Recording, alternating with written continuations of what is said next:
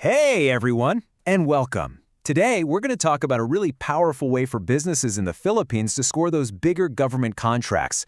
We're going to break down the new rules for joint ventures, make it super simple, and get you ready to team up and win.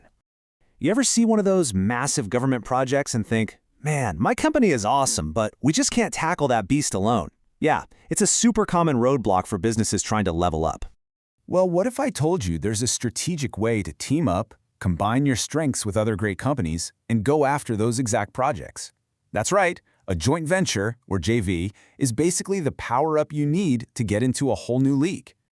Okay, so here's our game plan. We've got 5 simple sections. We'll start with what a JV actually is, then we'll cover what each partner needs on their own, what you can share as a team, what you submit all together, and finally, we'll put it all into one handy cheat sheet. Let's do this.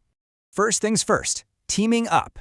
The idea is simple, but you've got to know the rules.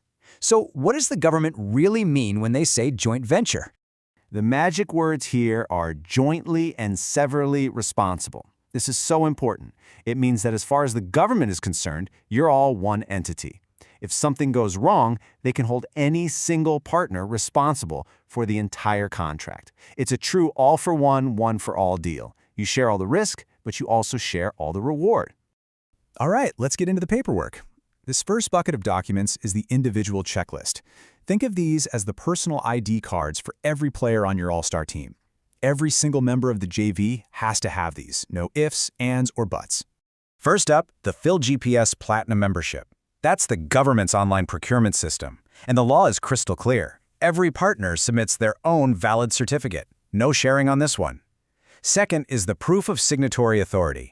This is just a legal, notarized paper that says, hey, the person signing for our company is actually allowed to sign for our company. Makes sense, right?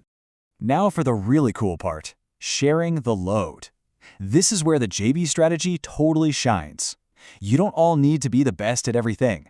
For a couple of key requirements, if you have just one star player on your team, their strength can carry the entire JV across the finish line. And these are the 2 big areas, your technical experience and your financial muscle. The rules say that as long as at least one partner can meet these requirements, the whole team is good to go. So if one company has a huge past project to show off, that's their SLCC. Or they have really deep pockets, their NFCC, that's enough to qualify everyone. It's a game changer. So, what is this SLCC thing we keep talking about? It's really simple. It's your proof that you've done this before. The government needs to see a track record, and the key is that your past project has to be similar to the one you're bidding on now. And here's the magic number to remember: 50%. That similar project you completed in the past has to be worth at least half of the budget for this new contract. It's the government's way of making sure your team is ready to play in the big leagues. Okay, on to our 4th section, one unified bid. So you've got your individual papers ready, you know who's covering the big technical and financial stuff. Now it's time to put it all together into one single bid package that you submit as the joint venture. These are the 4 big ones that represent your team as a single unit. You've got the joint venture agreement, your team's rule book, the bid form, that's your official price tag, the bid security, which is like your financial handshake promising you'll take the job if you win, and of course, the big one, the omnibus sworn statement. And don't just skim past this legal language. The omnibus sworn statement is a huge deal. When your representative signs this, they are making a promise under oath on behalf of the entire team. It's all about honesty and commitment, and it's a cornerstone of the whole process. We've gone over a ton of info, so let's put it all together in our last section. Consider this your ultimate cheat sheet for JV bid documents.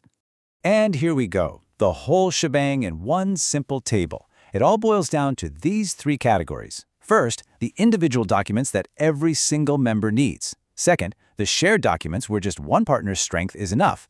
And third, the unified package that you submit all together as one team. Master these 3 categories, and you've mastered the JV bidding game. So there you have it. The door to those bigger, more ambitious projects is wide open. You've got the map. You know how to team up and leverage everyone's strengths. Now the only question is, what big project is your team going to go out and win?